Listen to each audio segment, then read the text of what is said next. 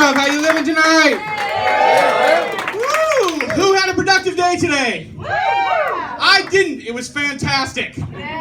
Yeah, I called in sick and I stayed home and I binge watched my favorite TV show, Beyond Scared Straight.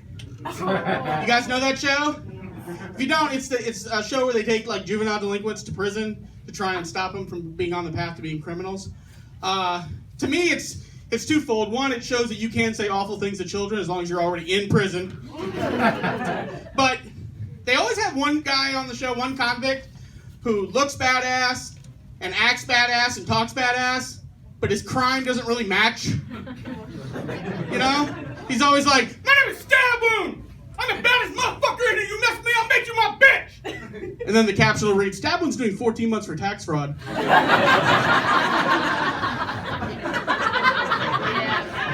Real G's don't declare cash tips.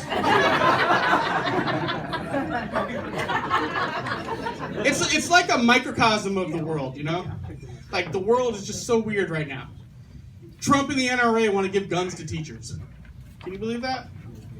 Yeah, they want to give guns to underpaid, overworked, underappreciated county and city employees in order to prevent school shootings.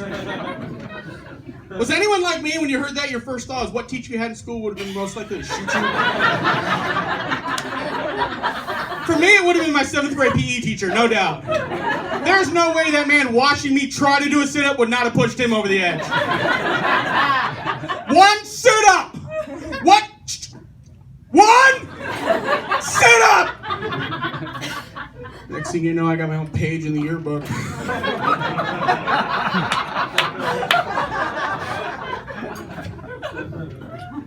Hey, why are there no fat ghosts?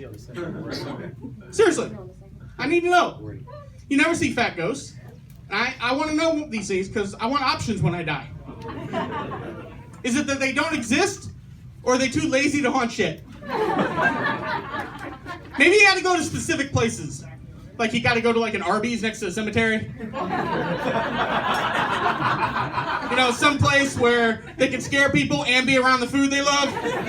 Boo! Curly fries. Am I the fattest comic you guys ever seen? Don't all answer at once. Yes? No? No? That sucks. I'm trying to be special up here. I do all the open mics at Golden Corral.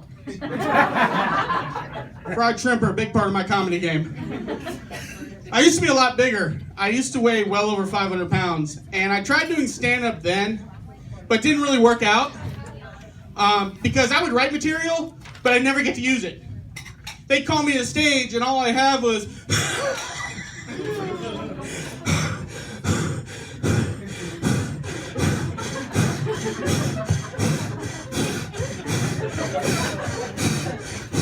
Why was the stage so far away? Okay.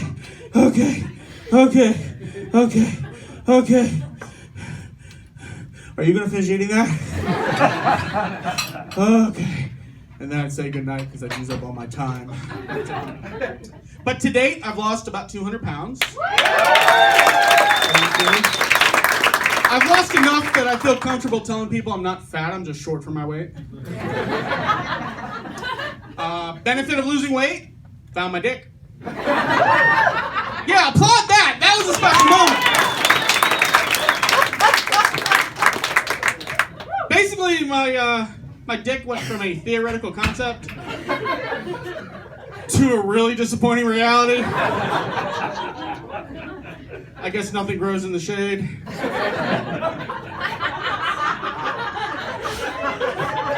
This gentleman here knows what I'm talking about. I don't know. Yeah. Enough talking about me. I'm worried about the world. I mentioned earlier, the racism in the world going on right now is just crazy.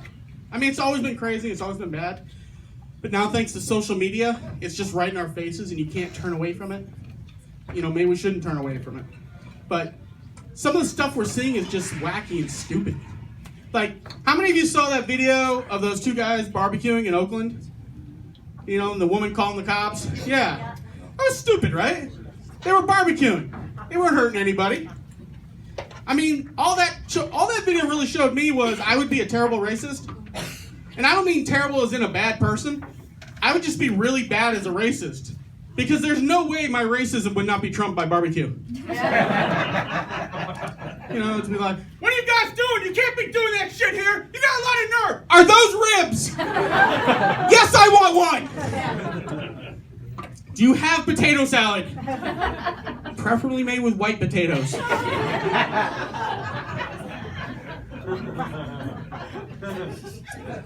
don't know. And, you know, I don't get racism. I don't get hating people because of the color of their skin. You know, I particularly don't understand stereotypes. You know, they're never true. You know, they just use stereotypes to keep people down. We can all agree that not all Latinos are here illegally, right? We can all agree that not all Asians are bad drivers, right? Exactly, we all agree. We can all agree that not all black guys have big dicks. Right? Right? Please?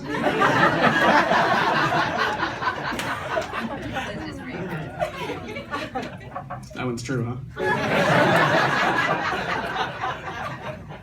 Well, I understand why racism exists. That dick thing's a game changer. Hey, I want to leave you guys with this. I just passed my 1-year anniversary of doing stand-up.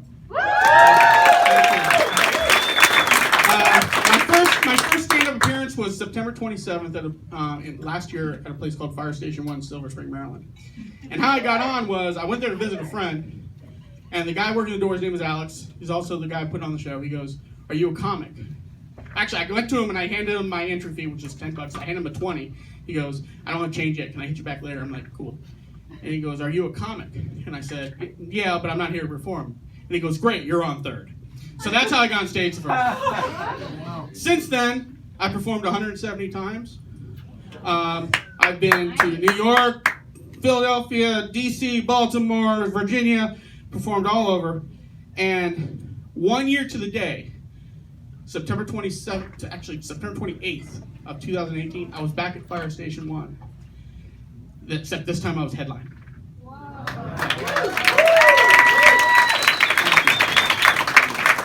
And it's amazing that I've come this far, and I still haven't gotten my change back from that guy.